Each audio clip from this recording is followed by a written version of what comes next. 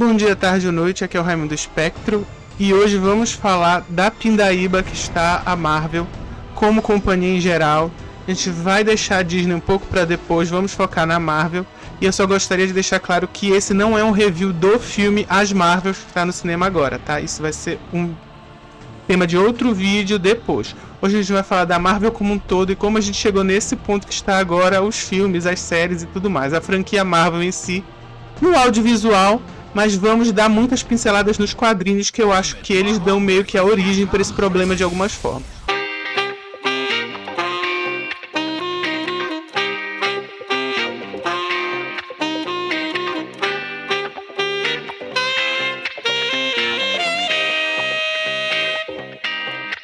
Enchanté. Bom, gente, eu primeiro gostaria de deixar claro que esse vídeo aqui, ele vai tentar conversar sobre o porquê que a Marvel, em relação ao audiovisual, chegou a esse ponto, mas vamos falar que é uma coisa complexa, tá? A indústria cinematográfica em si, ela é muito complexa, ela envolve uma cadeia de pessoas trabalhando nela, que vão desde a produção, roteiro, filmagem, até a parte de fazer a propaganda final do produto, vender para os cinemas, etc. Então não é simples, nada é tão simples, mas existem causas que vão levar a esse fracasso que está hoje. E sim, isso é um fracasso retumbante. Eu acho que essa é a primeira coisa que a gente tem que deixar assim claro aqui nesse vídeo. E se você não concorda, tudo bem, mas vamos entender que esse vídeo vai partir desse pressuposto. O filme das Marvels é um fracasso e o universo cinematográfico da Marvel atualmente está ruindo, em geral. Só que é a primeira coisa que eu queria falar em relação a isso. Esse vídeo às vezes vai parecer que está passando pano, às vezes vai parecer que quer ferrar mesmo com a Marvel. Mas a primeira coisa que a gente tem que ter em mente é: filmes de super-herói em geral estão em declínio. Por que isso acontece? Porque teve muito filme de super-herói e foram filmes que prenderam muito o público, ou seja, você tinha a sensação de que você deixava de lado outros gêneros de filmes para focar no gênero de super-heróis, seja na imprensa, seja na mídia, seja pelos próprios fãs, né?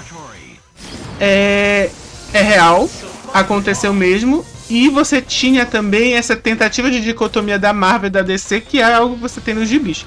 Só que nos cinemas não aconteceu muito assim. A DC desesperadamente com a Warner, né, tentou engrenar o seu universo cinematográfico, não colou. Isso pode ser tema de um outro vídeo. E a Marvel meio que reinou soberana totalmente nessa seara, lançando, é bom de novo, vamos ter em mente, a Marvel lançava pelo menos 3 filmes ao ano numa época. 3 filmes, parece pouco, não é? Porque com 3 filmes ela conseguia prender o público no início do ano, que normalmente era março, né? Início de março que lançava o primeiro filme do ano. Lançava um junho, julho, e normalmente lança um novembro, final de novembro, início de novembro, meio de novembro. A Marvel é esse do final do ano. E solidificou o que já tinha vindo acontecendo desde o fim da Guerra Infinita lá, que foi o último filme dos Vingadores. Bom, a segunda coisa que a gente tem que ter em mente também é que você enfrentou, se você está assistindo esse vídeo, você tem pelo menos mais de, 6 anos, então você compreende que o mundo passou por uma pandemia.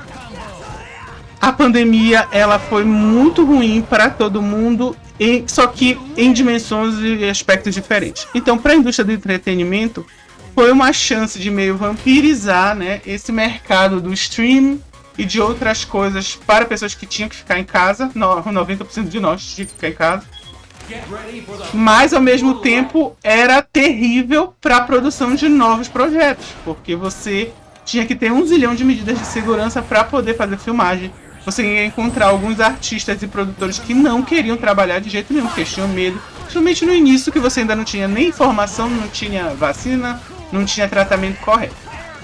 Então, quando a gente pensa que você teve esses 2 problemas, eu não sei se por sorte ou por falta de sorte, logo depois que a Marvel termina esse grande projeto que foi o projeto da Guerra Infinita e tudo mais, você tem já vamos dizer assim, a panela onde você vai cozinhar essas novas fases da Marvel já não é a melhor panela.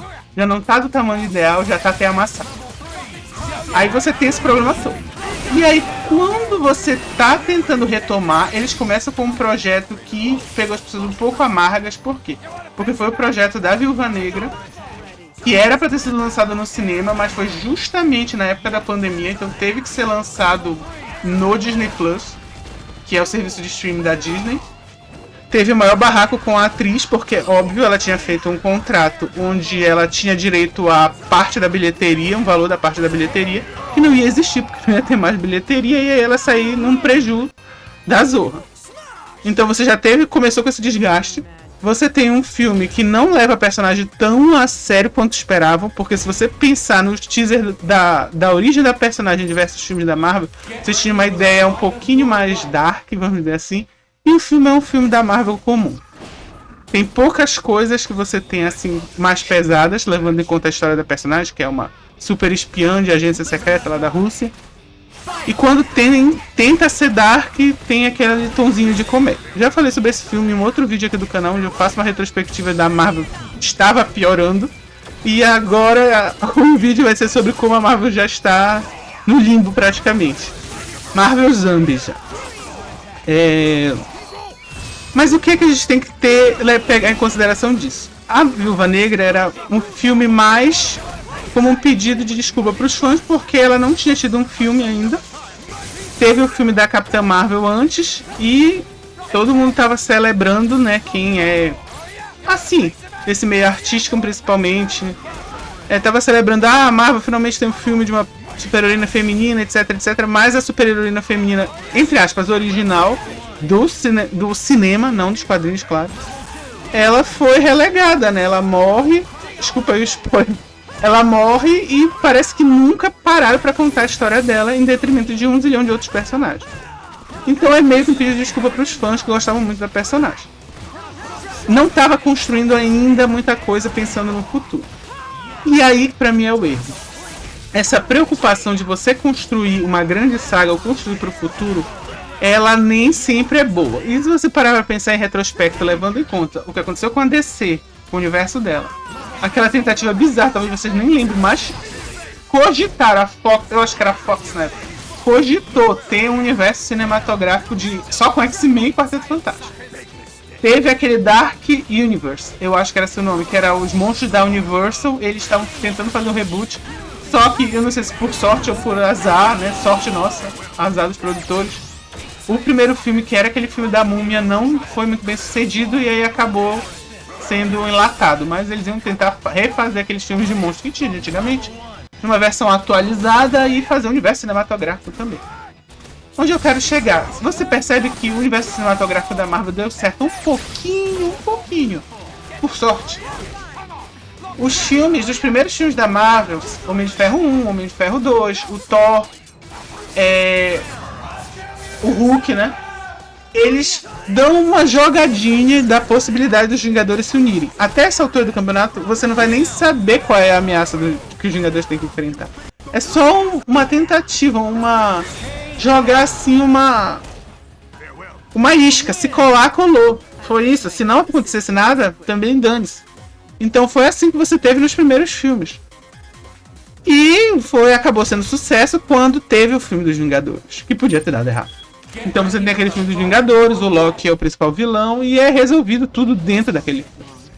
Só que aí você já, assim como você jogou antes despretensiosamente os Vingadores, você joga despretensiosamente o Thanos no final do filme dos Vingadores. E aí você começa a trabalhar isso de forma bem gradual. A forma que vai mais adiante nisso é o filme dos Guardiões da Galáxia, que pra mim é um marco, e eu explico. Os Guardiões da Galáxia nos quadrinhos, eu devia ter pegado um quadrinho que tivesse Guardiões da Galáxia aqui, pra mostrar pra vocês. Eles não faziam sucesso antes dos filmes. Então o filme, ele pega esses personagens, transforma numa coisa dele e faz um sucesso monstruoso. E devido ao sucesso monstruoso, as pessoas querem saber mais dessa parte cósmica, né, da Marvel, onde o Thanos, que é o vilão principal que estava sendo alardeado, está inserido. Se você parar pra pensar, o Homem de Ferro 3, por mais que não gosta, não tô aqui discutindo se ele é bom ou se ele é ruim, ele vai trazer uma narrativa que tem a ver com o que o Homem de Ferro viveu no filme dos Vingadores, mas que não vai avançar nessa parte cósmica, vai ser uma história do Tony Stark. Então, agora que a gente já lembrou desse panorama que estava no início, vamos agora para o que acontece nos filmes atuais da Marvel pós-Vingadores, pós-Viúva Negra. Você tem uma preocupação em fazer um terreno para criar uma nova grande saga. Você tem uma substituição de personagens, porque, claro, não dá para ficar com os mesmos atores para sempre, você tem que ir buscando novos personagens, que você ainda não tem nem certeza se vão ser capazes de segurar o rojão. Então, por exemplo, o Shang-Chi, quem gostou, parabéns, eu achei o filme meio... o novo filme do Homem-Formiga, achei chato, não gostei mesmo. Os Eternos, meu Deus, que sono. Então, você já tem essa preocupação de ficar jogando o multiverso, porque o multiverso não sei o que. Quando você só vai ter, segurando o rojão, o Homem-Aranha, que nem é totalmente 100% controlado pela Marvel Disney, né? O Doutor Estranho é das antigas, mas não fazia parte desse grupo de Vingadores, tem isso também. Ele só vai fazer parte mesmo nos últimos filmes, e mais com uma presença assim especial do que aquele grupinho de Vingadores. Então, o Thor... E aí você tem essa parte de... O Thor... Segura o Thor aqui, tá? Segura o Thor aqui.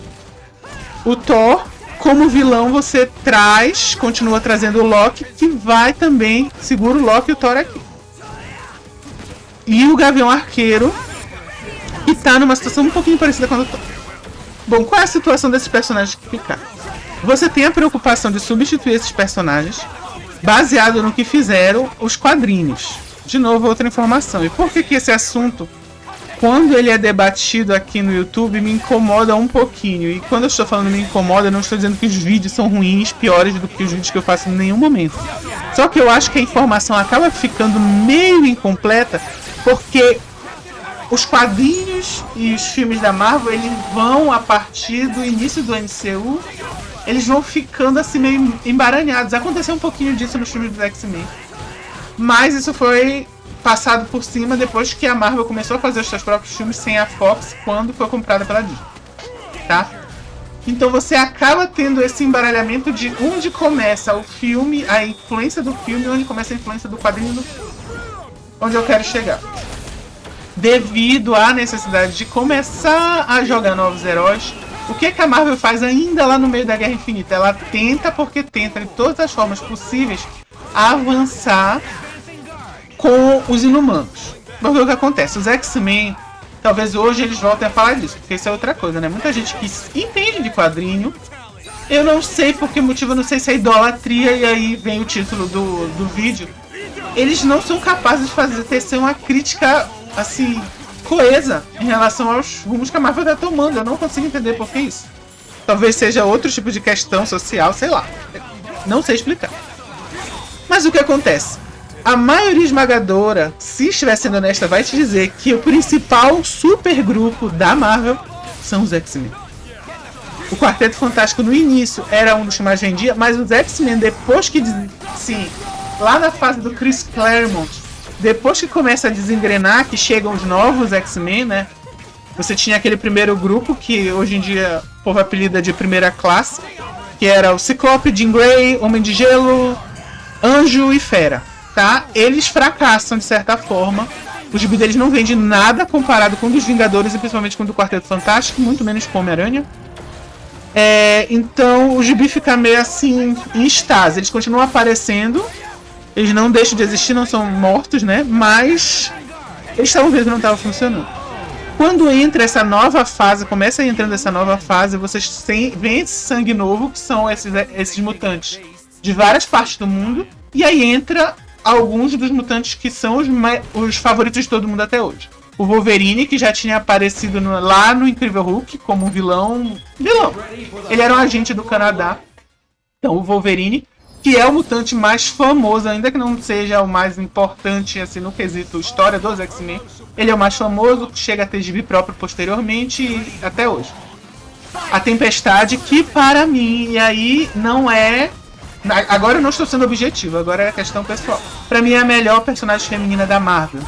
É a Tempestade, que vem lá do Cairo, do Egito, E outro personagem grande que entra nessa fase ainda não é nesse momento, demora. Acho que demora uns anos, assim. Mas é a Lince Negra um pouquinho de... Não é um pouquinho. Acontece bastante coisa. Mas enfim, a Lince Negra. E aí tem dois personagens que para mim também são muito importantes, porque eu gosto muito. Eu amo essa fase dos X-Men. Acho que 99% de quem gosta de quadrinhos super-herói ama essa fase. E é o Colossus e o Noturno. O Colossus lá da União Soviética e o Noturno da Alemanha. E aí você tem esse grupo que são muito diferentes entre si. E aí você faz esse paralelo, e eu já tô explicando porque que eu gosto, que não tem absolutamente nada a ver com o vídeo. Mas você tem esse paralelo de pessoas que odeiam os mutantes por preconceito e ao mesmo tempo um grupo que tem dificuldade de se entrosar também por preconceito, porque você tem diversas situações impostas, eles vêm de diversas partes do mundo com suas culturas e às vezes essas culturas não se encaixam tão bem. Então você tem esse paralelozinho sendo feito, deixa as histórias muito mais legais, mais divertidas, etc. Bom, voltando porque eu já me perdi. Sim, então os X-Men são um grupo que mais vende, mais importante. Teve uma época que os X-Men chegavam a ter 9, 10 gibis. Eu não aguentava mais ler gibis dos X-Men quando eu era adolescente, de tanto que se publicava gibis dos X-Men. Mensalmente, às vezes, 10 números, 9 números de equipes diferentes de X-Men. Então a Marvel estava sem seu principal grupo. E eles precisavam, eles sabiam que eles estavam precisando fazer isso. E pior, eles sabiam que eles precisavam fazer uma sincronia entre a boa fase no cinema, né, aquela fase gloriosa, e os quadrinhos que já não estavam vendendo muito. E aí, de novo, vou ter que abrir outro parênteses para contextualizar uma coisa que quem entende de quadrinhos sabe, que os quadrinhos de super-heróis, existem diversos tipos de quadrinhos, só que nos Estados Unidos os super-heróis são muito, assim, são os que mais vendem. Não é nem só os que mais vendem, são os que são mais entranhados nessa cultura pop deles. Por exemplo, aqui no Brasil a gente gosta de Turma da Mônica, que é o que mais vende. Mas lá não é o Arte, que é o que mais vende, por mais se interessa, que mais tem a ver com a cultura deles. São de super-herói, Marvel, DC e as outras menores. E esses tipos de quadrinhos de super-heróis, quadrinhos dos Estados Unidos, produzidos pelos artistas de lá, mas em especial os de super-herói, começaram a cair de venda muito. Desde que eu comecei a entrar na fase adulta, vai caindo, decaindo. Hoje em dia você tá numa situação degradante pra quadrinhos de super-heróis. Eu vou ver se eu acho esse vídeo, se eu achar vai aparecer aí, que é de uma escritora, que é a escritora da principal, vamos dizer assim, tiveram vários escritores, mas é a principal, a mais reconhecida como a escritora da Capitã Marvel nos quadrinhos, e que muitas das coisas que passam nos dois filmes é baseado no que ela escreveu, que é a Kelly Sue DeConnick. Eu não me lembro exatamente como fala o nome dela. E ela vai dizer a realidade, que hoje em dia um quadrinho que vende X, se fosse há 10 anos atrás, ele ia ser considerado um fracasso. Hoje em dia, se ele vende essa mesma quantidade, ele é um sucesso, de tão mal que estão as vendas dos quadrinhos. E assim, de novo, porque isso é um tema complexo? 1 milhão de motivos para isso estar acontecendo. Cara, uma das coisas que os quadrinhos super-heróis enfrentaram foi a invasão do mangá lá nos Estados Unidos. O sucesso, assim, de vendas do mangá nos Estados Unidos chega depois do que no Brasil. Isso é bom ter em mente. Então, quando a gente estava no início dos anos 2000 lendo Dragon Ball, e aí a Conrad, que eu nem sei se ainda existe, começou até a publicar One Piece e tal, ainda não tava o boom que começa. Com o avanço da internet, a globalização, etc., e o avanço dos animes, é que você tem um boom muito grande. Muita gente abandona esses quadrinhos de super-heróis pelos mangás. E o mangá hoje em dia vende muito. Às vezes, sei lá, um One Piece vende tudo que a DC sozinha tá fazendo. É a vida. Não estou aqui para falar exatamente nisso. O que eu estou aqui para dizer? O fracasso de hoje, ele é baseado em muitas coisas. Mas você tem um universo cinematográfico que quer se basear em quadrinhos sendo produzidos depois dos anos 2000, depois dos anos 2010, que não são os melhores momentos dos quadrinhos. Desculpa. Mas quando a Capitã Marvel virou a Capitã Marvel, e aí eu acho que 90% já deve saber que a Capitã Marvel começa com uma Miss Marvel, a Carol Danvers, tá? Que eu tô falando. ela começa, e aqui eu peguei alguns quadrinhos para demonstrar isso. Eu vou, é claro, tentar botar umas fotos melhor, pra, caso não dê pra enxergar direito, porque a câmera aqui não é das melhores. Mas assim, originalmente essa é a Miss Marvel, tá? Essa foi a primeira aparição dela como super-heroína. Essa não é a primeira aparição da personagem, gente. A Miss Marvel, que é a Carol Danvers, ela apareceu pela primeira vez nos quadrinhos do Capitão Marvel, que era um homem de cabelo branco, que era, o nome dele acho que era Marvel, se eu não me engano. Enfim, a história dele é complexa.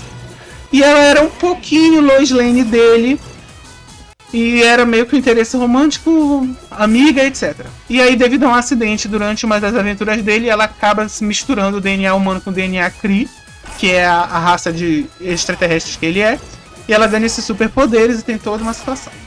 Essa foi a primeira tentativa com a Miss Marvel, da Marvel tentar ter uma heroína grande. E aí é outra polêmica que faz parte de um dos problemas da Marvel. Pessoalmente, aí, de novo, eu acho que a maioria das pessoas que leem quadrinhos vão concordar. Mas, aí é uma opinião, eu nunca fiz nenhum tipo de pesquisa. Eu creio que o principal problema da Marvel é que a Marvel ela é muito forte em grupos, super grupos. Mas ela não é tão forte em heróis individuais. Onde eu quero chegar? A Marvel tem os X-Men, que é um grupo de mutantes que são párias da sociedade, mas que ao mesmo tempo precisam ensinar uma nova geração. Você tem os Vingadores, que são os heróis mais famosos, mais poderosos da Terra. Tem o Quarteto Fantástico, que é um grupo de amigos que vira uma família de exploradores. Ou seja, esses grupos eles são muito diferentes entre si. E, portanto, são capazes de gerar histórias muito diferentes. Em compensação, os heróis individuais que conseguem vender muito são poucos. Homem-Aranha, Demolidor, e Demolidor não é todas as fases, são alguns dos poucos. O Homem de Ferro e o Capitão América começam a ficar mais famosões por causa dos Vingadores mesmo. Mas dentro da própria Marvel eles são considerados personagens menores. A gente está vendo aí durante a minha fala longa um gameplay do Marvel vs Capcom. Esse é o Marvel vs Capcom 3.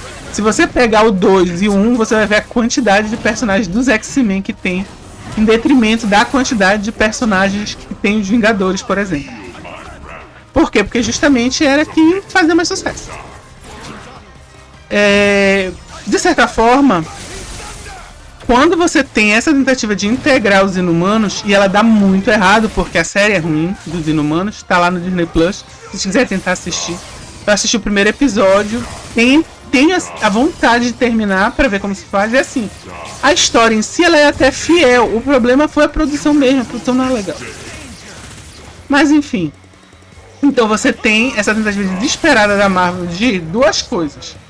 Uma que já tinha sido feita com a Miss Marvel, que depois vai ficar com esse visual aqui da Capitã Marvel, que é o visual que a gente tem hoje, é que eu peguei um volume da Capitã Marvel mesmo, o gibi dela, para mostrar para vocês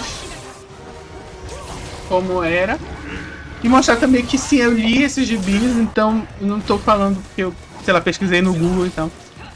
Então você teve duas vezes essa tentativa de ter uma super-heroína principal, uma super-heroína feminina. Assim como a DC não tem a Mulher Maravilha, a Marvel queria ter uma sua Mulher Maravilha. Eu não gosto de falar assim porque fica parecendo que eles querem também ter, sei lá, uma deusa, um herói que seja meio mitológico, meio super-herói.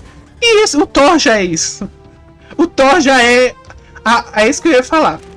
Pra quem lê gibi e não tá tão preocupado com essas questões sociais, você vai ter no Thor essa paralelo com a Mulher Maravilha, e na Mulher Maravilha o paralelo com o Thor, que é aquela pessoa que está dividida entre um mundo místico, o um mundo real, é considerado deusa para alguns, é considerado uma pessoa normal para outros, e assim por diante.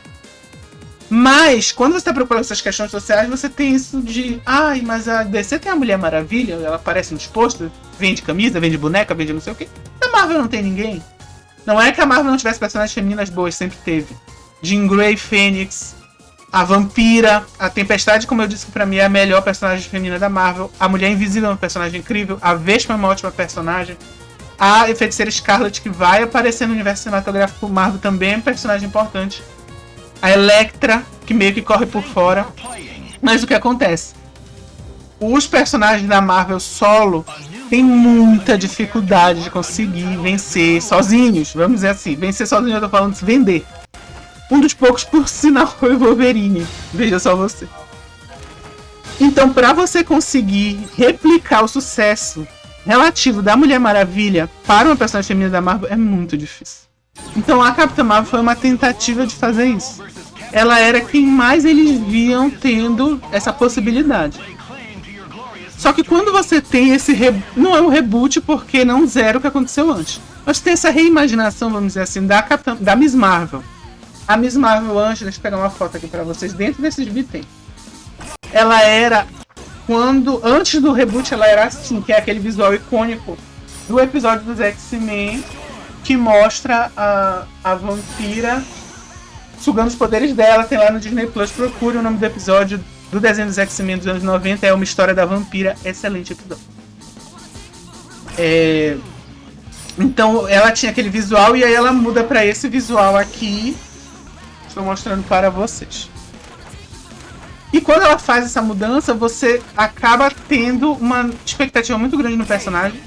E aí quando escrevem, e eu lembro que o primeiro volume, tá até aqui o primeiro volume, que foi escrito pela Kelly Sue, que a gente comentou ainda há pouco, ele foi muito parabenizado, não por mim, eu li e não gostei muito não, mas foi muito parabenizado, ganhou prêmio, acho que da Time. A Time tinha assim os mais vendidos do período, entre livros e gibis, etc, e Capitã Marvel tava lá. Eu não sei se eram os mais vendidos ou que eles gostaram mais, mas enfim, foi muito celebrado.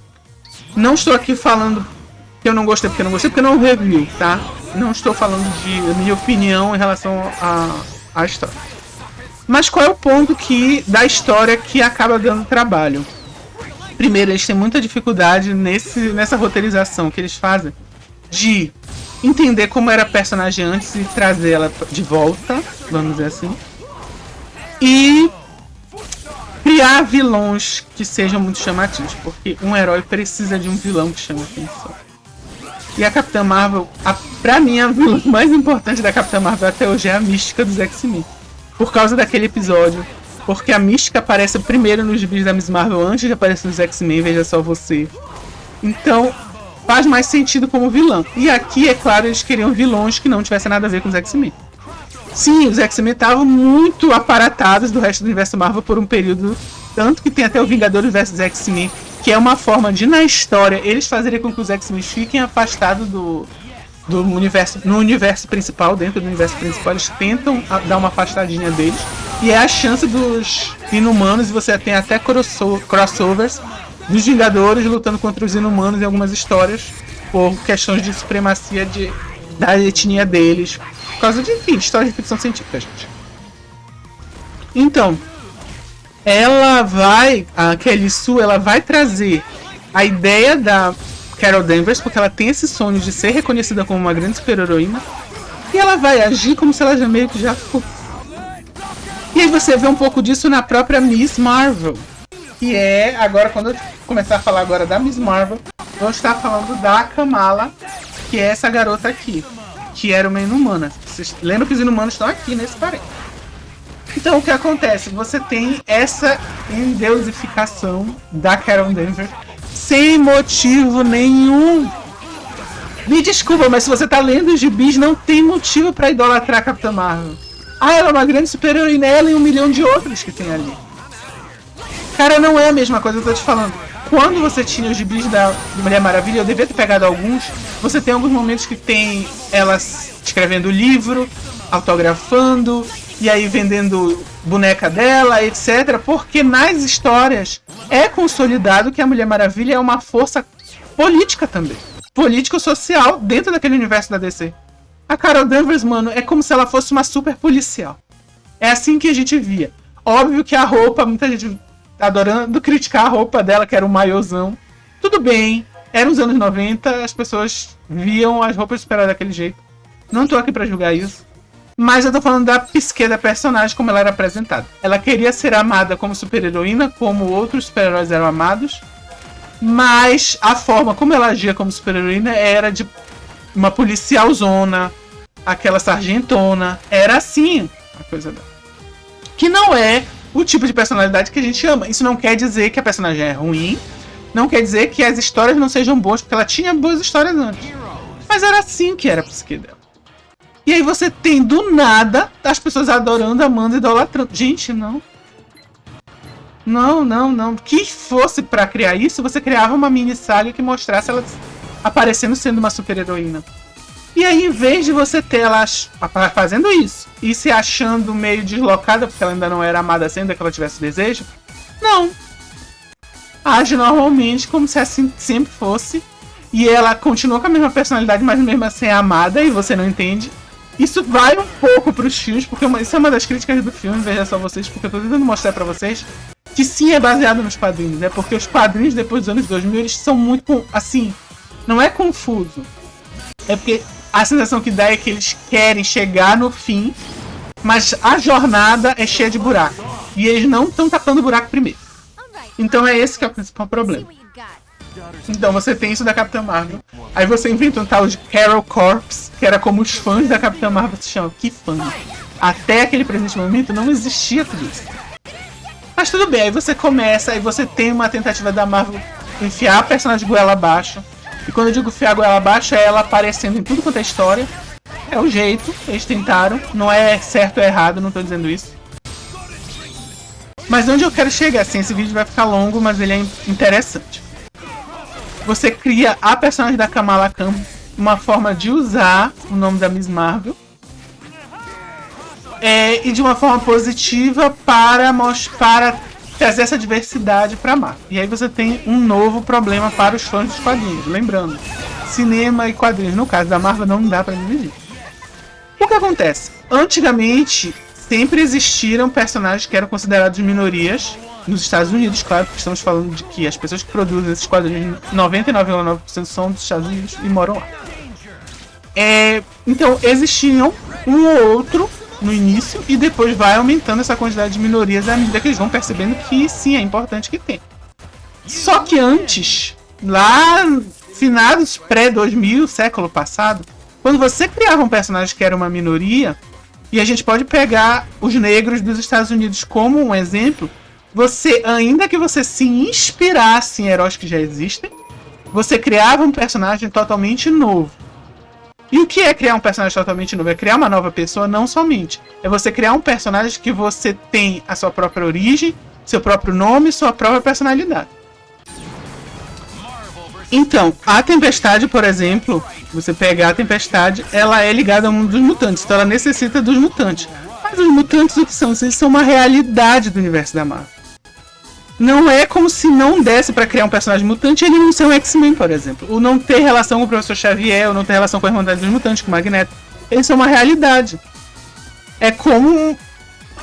a super-heroína em si é a Tempestade. Você pega o Luke Cage, por exemplo. Qual era o personagem que existia branco que tinha a ver com o Power Man? Não tinha. O Pantera Negra, antes. Pantera Negra precede. O Falcão. O Falcão, por exemplo, ele é uma tentativa de criar um personagem patriótico, porém moderno, preocupado com as questões dos Estados Unidos daquela época que ele é criado. Ou seja, ainda que ele tenha uma certa inspiração no patriota original, que é o Capitão América, ele é um personagem totalmente diferente, porque além do Falcão ser ter uma roupa totalmente diferente, ter asas, ter um treinamento de soldado totalmente diferente do Capitão América, não tem ligação nenhuma. Você pode criar uma história totalmente do Falcão, com a origem dele, e fingir que o Capitão América nem existe. Agora, o que você faz depois dos anos 2000? E talvez isso seja uma necessidade da indústria. De novo, aqui pode ser uma questão totalmente mercadológica. Eles perceberam que era muito mais vantagem fazer assim. No caso da Miss Marvel, que é muçulmana, o próprio Miles Morales, que é o novo Homem-Aranha, que é negro, mas ele é ele tem descendência de um país latino. Eu esqueci agora. Não é Cuba, porque eu sei que é parecida com a bandeira de Cuba. Enfim. Eles são o quê? Personagens baseados e que são herdeiros de personagens que são brancos. Eu não acho isso uma coisa boa, porque você vai estar sempre ligando uma coisa a outra. Por que a Kamala Khan se chama Miss Marvel? Ah, porque ela gostava da Capitã Marvel. Por que o Miles Morales chama Homem-Aranha? É porque já tem o Homem-Aranha branco, é o Peter Parker, sabe? Enquanto quando você tinha antigamente o Falcão, você podia pular isso totalmente, ele era o Falcão que ele queria. Ainda que ele fosse fora do universo cinematográfico, fora dos quadrinhos, inspirado no Capitão América. Uma coisa não tem a ver, ligação com a outra, mas quando você faz isso, você já acaba ligando imediatamente um ao outro. E aí você tem as histórias daqui da Miss Marvel. De novo, qual era a lógica da Miss Marvel? E é uma lógica um pouquinho diferente do que eles estão fazendo agora. Ela não tinha os poderes parecidos com a Carol Danvers. Os poderes dela eram de metamorfose e de se esticar. Parecido com uma mistura de Reed Richards com a Mística. Então... Reed Richards do Quarteto Fantástico, tá? O que se estica. E ela era uma inumana. Porque qual era a ideia? Vamos juntar a fome com a vontade de comer. A gente vai pegar essa personagem para mostrar o quanto as pessoas gostam da Capitã Marvel dentro do universo da Marvel. E ao mesmo tempo vamos mostrar da importância dos inumanos, porque tá surgindo inumanos por aí ao redor do mundo. Eu ia demorar um vídeo enorme para explicar o que são inumanos. Mas basicamente eles eram uma raça de seres que foram modificados geneticamente para ter superpoderes. E eles viviam de forma isolada. E devido a um evento que acontece aí no universo cinematográfico Marvel, pessoas que foram modificadas geneticamente, mas que precisavam passar pelo ritual que os inumanos passam para poder mostrar os poderes no mundo real, acabam passando por esse ritual forçadamente. E aí você tem esse aumento dos inumanos, e isso é uma desculpa para usar os inumanos mais nos quadrinhos e tentar fazer com que eles substituíssem os X-Men. Não rola, tá? Vamos deixar claro, não rola. E aí você tem... E aí o que acontece? O universo cinematográfico pega essa personagem, já numa tentativa de fazer a mesma coisa que não deu certo nos quadrinhos. Porque a personagem, os quadrinhos dela não vendem tudo isso. A série, pouca gente assistiu a série, pouca gente leu os quadrinhos. Então você entende que antigamente você tinha uma lógica de vou fazer um filme de um personagem que as pessoas gostam muito nos quadrinhos. Ou pelo menos que ele é adjacente de um personagem que as pessoas gostam muito. E hoje em dia a Marvel, ela tá fazendo filmes de qualquer um, sem nenhuma preocupação se ele já é querido nos quadrinhos, forçando uma coisa que não tá funcionando. E aí pra mim, por que isso é uma relação tóxica? E aqui eu já tô tentando cortar porque o vídeo tá absurdamente longo. Por que isso é uma relação tóxica? Porque quando você pega o filme da Marvel, as Marvels, você se pergunta pra quem é feito esse filme? É para os fãs da Marvel. Os fãs da Marvel, aqueles que já não gostam muito da personagem, da Capitã Marvel e da Miss Marvel. A Monica Rambeau, é Rambeau que eles falam, né, no inglês. A Monica Rambeau, ela é uma personagem assim, sui generis. Ela tem o nome de Capitã Marvel, mas os poderes dela não advêm do Capitão Marvel. Foi só o nome, acharam o nome legal e botaram de novo nela. Então ela é uma personagem bem original, vamos dizer assim. Mas você tem essas personagens que nunca foram top de linha nos quadrinhos, sendo levados para o universo cinematográfico Marvel. 3, 2, 1. O que você espera que se faça? Que você siga o que você fez no Capitão América e siga bem parecido com os quadrinhos. Claro, muitas diferenças assim para atualizar. Mas basicamente ele era um cara da Segunda Guerra que é dado como morto, mas na verdade está congelado, descongelado no mundo atual. Ou você dá aquela voltinha Guardiões da Galáxia e muda tudo para dar certo. Você vai fazer igual ao Homem-Aranha, que já é consolidado, ou você vai pegar esse personagem e vai modificar até que seja algo que as pessoas gostem mais. Tá entendendo? Então a relação tóxica começa quando você, como fã da Marvel, se é que existe esse termo, Marvete, né? Como fã de quadrinhos, você meio que eu não acho nem chantageado a palavra, eu acho que tentam fazer algum tipo de coação para que você goste. Mas assim, quem gostava dos quadrinhos? Eu não lembro de ninguém que lesse os quadrinhos da Capitã Marvel na época. Só eu li esse quadrinho. Basicamente, eu não tinha nem com quem conversar no Brasil. Eu conversava com pessoas de fora, né? Em fóruns e tudo mais. Então, quer um exemplo?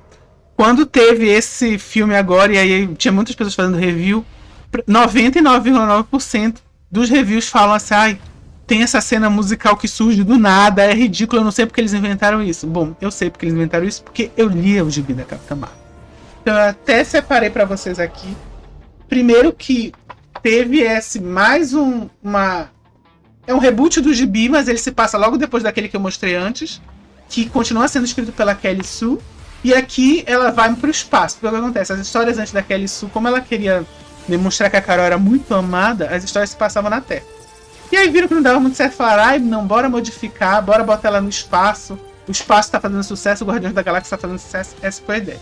Funcionou? Claro que não. Mas aí, ela que tinha não era um gibi aqui no Brasil, mas ele era um compilado de vários gibis, foram 3 volumes, e aí quando mudou, eles entram nesse gibi chamado Universo Marvel. E aqui, olha aqui, ó, inspirado em David Bowie, a Capitã Marvel. Eu jurava que eu tinha marcado uma página. Dá pra ver as notas musicais? Então, aqui acontece que ela encontra uma mutante chamada Lila Shimmy. Não lembro direito o nome dela. E eles vão parar nesse planeta que todo mundo fala cantando. E ela tem que casar com o príncipe lá, porque são os costumes, enfim. É toda uma historinha. Ou seja, as pessoas nem sabem por que aquela cena tá ali. Eram eles tentando seguir os quadrinhos. Só que os quadrinhos de hoje não são tudo isso. Não tem uma saga da Fênix Negra sendo feita agora na Marvel. E eu não tô querendo dizer, a saga da Fênix Negra é a melhor coisa que... Não, mas comparado com o que tem hoje, não tem. Então como que você pode esperar o mesmo resultado se você ainda não sabe nem exatamente o que você deveria estar adaptando? Eu acho que a Marvel... aí você tem outros problemas. Você tem esse problema dela tá inserida numa... Como é que eu posso dizer a palavra? Nesse conglomerado, e você tem que ter série, você tem que ter filme, e você tem que conectar as coisas para meio que tentar forçar as pessoas a assistirem tudo, que é outro erro grande da Marvel. Você teve a greve dos roteiristas e depois dos atores que se juntaram, que não permitia, e com razão, claro, porque senão não ia adiantar nada, que se fizesse propaganda dos filmes que já estavam sendo produzidos, pararam de produzir filmes, e não permitia que os envolvidos nos filmes, os atores principalmente, fizessem propaganda dos filmes que eles fizeram. Ou seja, não dava para fazer propaganda de as Marvels. Então tudo isso levou a esse fracasso final, que não é culpa de ninguém além da Marvel e de fatores externos. Então, quando chega, e aí agora que eu vou chegar no revoltas.ra, quando chega essa mensagem, os fãs têm raivinha da Capitã Marvel porque não gostam da Brie Larson. Não foram assistir Capitã Marvel porque o mundo dos super-heróis ainda é muito machista. As mulheres falharam com a Capitã Marvel porque a maioria de quem foi assistir foi homem. Tudo errado nessas 3 frases. Existem um zilhão de motivos para ninguém estar assistindo o filme. 90% das pessoas consideram os últimos filmes de super-heróis um saco, com exceção do Guardiões da Galáxia 3. Assim, esse papo não agrega, é tóxico pra caramba, só cria confusão, cria porrada e não resolve problema nenhum. Porque ninguém vai assistir porque tá sendo chantageado emocionalmente pela Marvel. Como assim? Coitadinha das mulheres que não vão ter filme esperando. Meu filho, você já viu o preço de um ingresso? Não é qualquer um que tá podendo mais ir em cinema o tempo todo, não. Eu mesmo evito. Porque eu não pago meia há muitos anos. Então, eu vou gastar, se eu contar transporte, ônibus, que aqui na minha cidade é uns 4 pau. E de volta, 8 pau. O ingresso, se for num dia que não é promoção, é uns 30 pau. Quase 40 reais. Se eu não beber uma água, porque se eu quiser beber água, quase 50 reais eu vou gastar em um dia pra assistir um filme que pelo trailer eu já sei que eu não vou gostar. A culpa é minha? A culpa é do fã? Não, desculpa. A culpa é 100%. Não digo 100%. A culpa é esmagadoramente da própria Marvel, como ela está produzindo suas coisas. Marvel, Disney, porque isso está acontecendo com outros produtos da Disney, mas eu queria focar na Marvel, porque tem todo esse contexto dos quadrinhos. E você tem todos esses problemas estruturais aí que eu falei, da greve, dos cinemas que estão muito caros, e assim sucessivamente. Então, esse papo, corre desse papo de mas se não for assistir Marvel, Mano, esse daí pra mim foi o pior de todos. As mulheres falharam com o Capitão Marvel. Meu amigo parece que tá falando da eleição. Parece que as mulheres resolveram que não iam votar, cara. Não, é só uma porcaria de um filme de super-herói. Ah, mas e aí outra coisa, aí você tem uma discussão muito mais profunda. Ah, é muito importante que existam mulheres super-heróis. Importante pra quê? É só entretenimento. Alguém acha que é importante ter garoto mágico em mangá shonen, shoujo, lá do Japão? Tem Sakura Card Captor, tem Sailor Moon. Quem é o menino que faz a mesma coisa? Ninguém tem, não tem. Alguém acha que é importante? Sabe por quê? Porque não é. É entretenimento. Ter mais mulher super-heroína não é importante pra ter uma mulher presidente nos Estados Unidos. Não sei de onde tiram isso. Mulheres e homens têm gostos diferentes. Pode ser uma questão cultural? Pode. Eu não estou querendo discutir porque isso aqui não é pesquisa de nada. Mas hoje, se você fizer análise de mercado, você vai ver que homens em geral vão gostar de X, mulheres em geral vão gostar de Y. Só isso. Tudo que você tira além disso começa a ser insuportável. Então, ainda que você tenha pessoas, sim, machistas, que torcem contra qualquer produto feminino no que eles chamam ser, sei lá, enfim, guerra cultural, essas besteiras, as Marvels e a Marvel hoje em dia não está perdendo por causa de guerra cultural. Está perdendo porque está uma porcaria. Eles não sabem o que eles estão fazendo. E eles estão se baseando em coisas que já não foram bem sucedidas. A substituição desses personagens, e aí lembrei de tirar daqui do parênteses o Thor e o Loki. O Loki não é uma substituição, mas eles fizeram aquele lance da Malévola de que, no filho, ele não era tão mal assim, na verdade. Ele se sacrifica. Eu vou fazer um review da série do Thor, que eu até gostei do final, eu gosto do ator, não é esse o ponto. Mas aí o Thor, de novo, ele vai se tornando um personagem cada vez mais pateta, quando ele é um dos personagens mais importantes lá das primeiras fases. Então tudo isso são ideias ruins, e você tá querendo empurrar a goela abaixo, e quando os fãs ou as pessoas, o público rejeita, você vai e faz um escândalo dizendo que a culpa é do fã. Meu filho, não, a culpa não é do fã, a culpa não é do público. Eu entendo que doa, eu entendo que dinheiro acaba sendo gasto e não tem retorno, mas assim, ninguém é obrigado a gostar de algo que você faz. Eu acho que nem seu pai e sua mãe deveriam ser obrigados. Essa que é a verdade nua e crua. Então, se as pessoas não estão gostando dos filmes, dos produtos, dos quadrinhos, dos videogames, que até o game dos Vingadores flopou, pouca gente sabe, a culpa não é de ninguém além de quem está produzindo e das questões aí do mundo, né?